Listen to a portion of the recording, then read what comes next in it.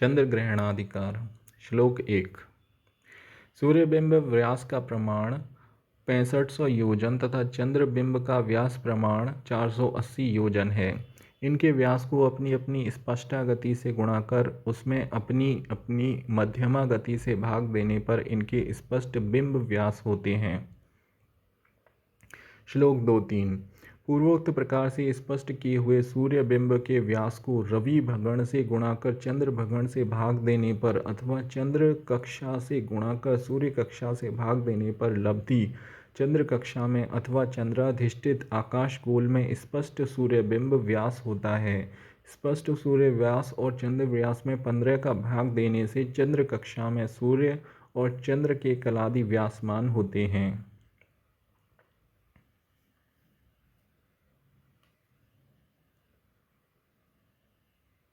श्लोक 4-5। स्पष्ट चंद्र गति को भ्यूह व्यास से गुणा कर मध्यम चंद्र गति कला से भाग देने पर प्राप्त लब्धि सूची होती है। सूर्य के स्पष्ट योजनात्मक बिंब में भूव्यास को घटाकर शेष को चंद्र के मध्यम योजनात्मक बिंब व्यास से गुणा कर सूर्य के मध्यम योजनात्मक बिंब व्यास से भाग देने पर जो लब्धि प्राप्त हो उसको पूर्व साधित सूची में घटाने से शेष तमों में भूछाया होती है। इस भूछाया को पूर्वोक्त प्रकार से कलात्मक करना चाहिए। श्लोक 6। सूर्य से 6 राशि के 180 डिग्री अंतर में भूछाया भ्रमण करती है। सूर्य के तुल्य अथवा 6 राशि युक्त रवि षडभ सूर्य के तुल्य या उससे कुछ न्यूनाधिक अंशों पर चंद्रपात होने से ग्रहण होता है। श्लोक 7। अमांत काल में सूर्य और चंद्रमा के राश्यादि अवयव समान होते हैं तथा पूर्णिमा के अंत में सूर्य और चंद्र के परस्पर 6 राशि के अंतर पर रहने से इनके मात्र अवयवादि तुल्य होते हैं। श्लोक 8।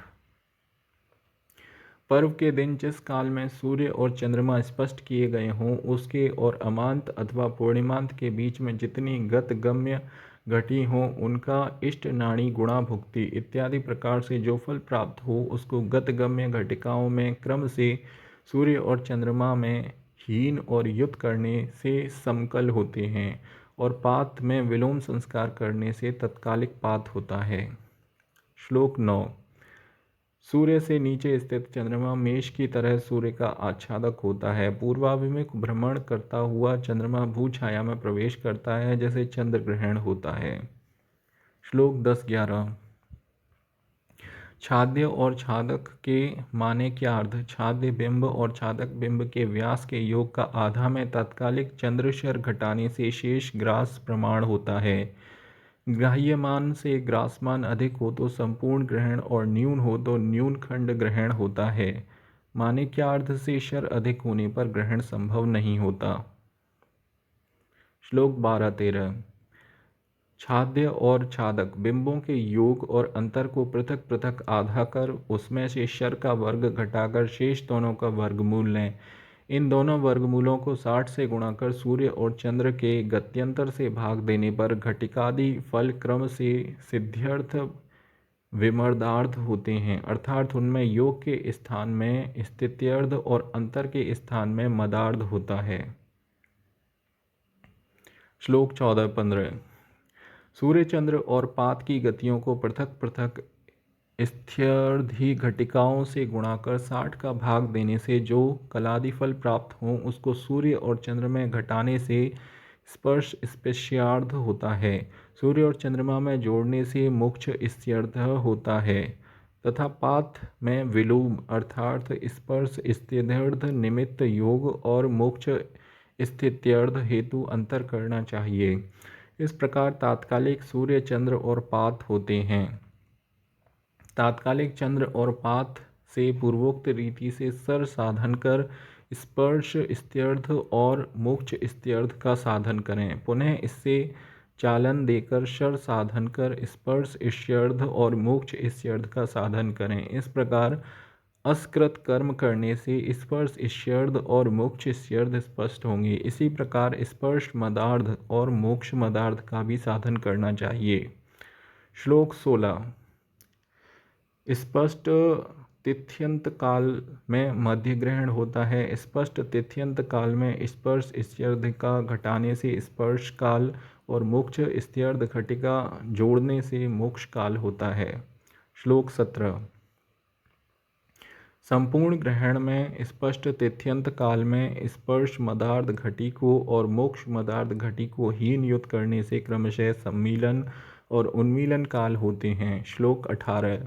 इष्ट घट्यादि मान को स्पर्श स्त्र्यर्ध घट्यादि में घटाने से जो शेष रहे उसको सूर्य चंद्र के गत्यंतर से गुणा कर 60 का भाग देने पर फल कोटि कला होती है। यहाँ ग्रहण के आरंभ से मध्य ग्रहण पर्यंत इष्ट घटिका होती है। श्लोक 19। सूर्य ग्रहण में पूर्वोक्त प्रकार से साधन की हुई कोटि कलाओं को मध्य स्पर्शार्ध से गुणा कर स्पष्ट स्त्र्यर्ध का भाग देने से फल स्पष्ट कोटि कला होती है। श्लोक 20। भुज अर्थात तात्कालिक शर तथा पूर्वोक्त प्रकार से साधन की हुई कोटि, इन दोनों के वर्ग योग का वर्गमूल कर्ण होता है। इस कर्ण को माने के अर्ध में घटाने से इष्टकालिक ग्रासमान होता है। श्लोक 21। मध्य ग्रहण स्पष्ट तिथ्यंत काल से आगे मोक्ष काल से पूर्व इष्ट घट्यादि को मोक्ष स्त्र्यर्ध में घटाने से जो शेष हो उसे गत्यंतर से गुणा कर 60 का भाग देने से कोटि कला प्राप्त होती है। उससे पूर्वोक्त प्रकार से शेपो भुजस्त्य योग वर्ग युतेर्मूलम श्रवस्तु तत् इत्यादि से कर्ण लाकर कर्ण को मानेक्यार्ध में घटाने से श्रेष्ठ इष्टग्रास होता है। श्लोक 22-23।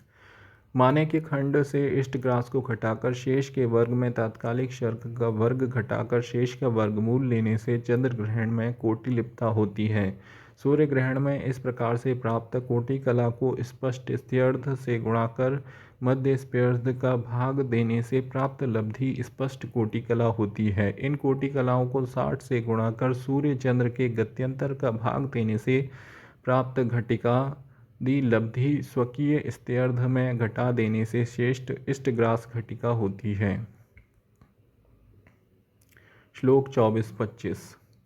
सूर्य ग्रहण में सूर्य की नत कालज्या को तथा चंद्र ग्रहण में चंद्र की नत कालज्या को स्वदेशीय अक्षज्या से गुणा कर त्रिज्या से भाग देने से प्राप्त लब्धि का चाप पूर्व पश्चिम नतज्या के क्रम से उत्तर दक्षिण आक्ष्य वलन होता है।